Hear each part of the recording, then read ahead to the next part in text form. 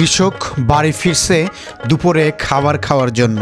চারদিকে যখন কুয়াশায় আচ্ছন্ন, কিচ্ছু দেখা যায় না, শুধু ধোঁয়া আর ধোঁয়া। সেই সময় কৃষক উঠে কাজ করতে যান মাঠে।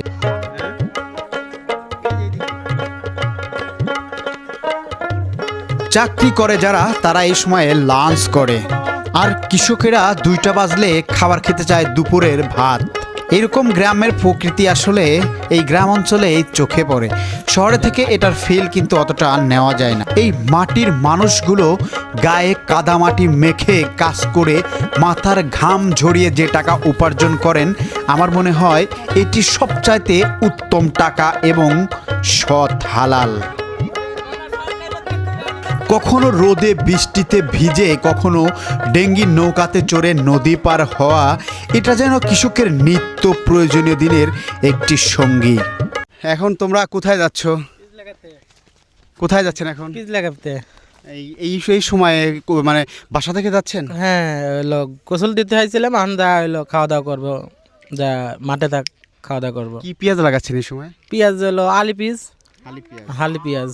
মানে এটা কি ব্যাগার দিচ্ছেন নাকি? কত করে রুজি? কত? 600 টাকা প্রতিদিন পার ডে 600? হ্যাঁ, 600 টাকা।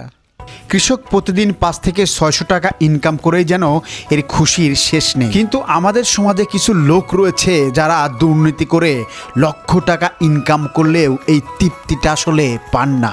আমার মনে হয় যারা মাথার ঘাম ঝরিয়ে কৃষি কাজ করে যারা উপার্জন করেন, এই টাকাটা 100% হালাল। দুর্নীতি করে যারা বড় হয়েছে, সেটা হতে পারে চাকরি, রাজনীতি ক্ষেত্র, তাদের জন্য সেগুলো টাকা। এই জন্যই যারা মাটিকে গায়ে মাখে, যারা মাটি কাদা গায়ে নিয়ে মাথার ঘাম পায়ে ফেলে কাজ করে, তারাই হচ্ছে সোনার মানুষ। আলহামদুলিল্লাহ ভালো। কি কাজ করলে আজকে? আজকে কাজ করলাম পেঁয়াজ লাগানো। পেঁয়াজ লাগাইলে? আচ্ছা, কত দূরে এখানে মাঠ? এই যে গাছ দেখা যায়, হ্যাঁ। গাছের ওই সাইডে সারাদিনের একটা আবহাওয়া, গায়ে লাগে রোদ বৃষ্টি আর কি। আমরা কৃষকরা মাঠে খেটে কাজ করি, আর যারা হচ্ছে চাকরি করে আর কি, তারা দেখা যায় কাজ করে আসে, বাড়ির সদাই করতে যায়, বাজার করতে যায় বা সদাই করতে যায়, এভাবেই তাদের দিন চলে যায়। তারা এক কথা কি টাকার পর আছে, আর আমরা কাজের পর আছি, কাজ করছি, টাকা পাচ্ছি, আমরা একটা চিলমুডে আছি এক কথা। এই সকল কৃষক, এই সকল সোনার মানুষকে ফসল ফলানোর জন্য সঠিক সময়ে সার দেওয়া হচ্ছে না।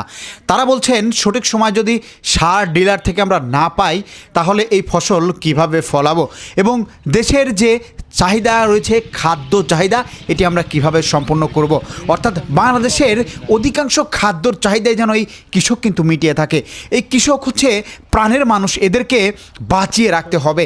যে সরকারি আসুক না কেন, এদেরকে অবশ্যই টিকিয়ে রেখে কিভাবে দেশ পরিচালনা করা যায়, সেদিকেই কিন্তু আসলে মূল লক্ষ্য হওয়া দরকার।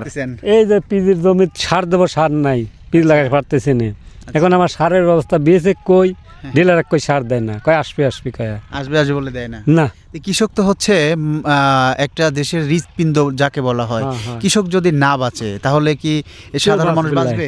কেউ বাঁচবে লাগে। আমরা সারে পাচ্ছি না, আবাদ করে পারতেছি না, আবার রসুন আছে, দামই নাই, কি দিয়ে আবাদ করো কাকা? দর্শক, এই সকল মানুষ হচ্ছে সোনার মানুষ। এই গ্রাম অঞ্চলে একদম কৃষক, এই গায়ের ঘাম ঝরিয়ে তারা টাকা ইনকাম করে। এই যে মাথার ঘাম ঝরিয়ে টাকা, এটা অবৈধ কোনো টাকা না, একদম হালাল।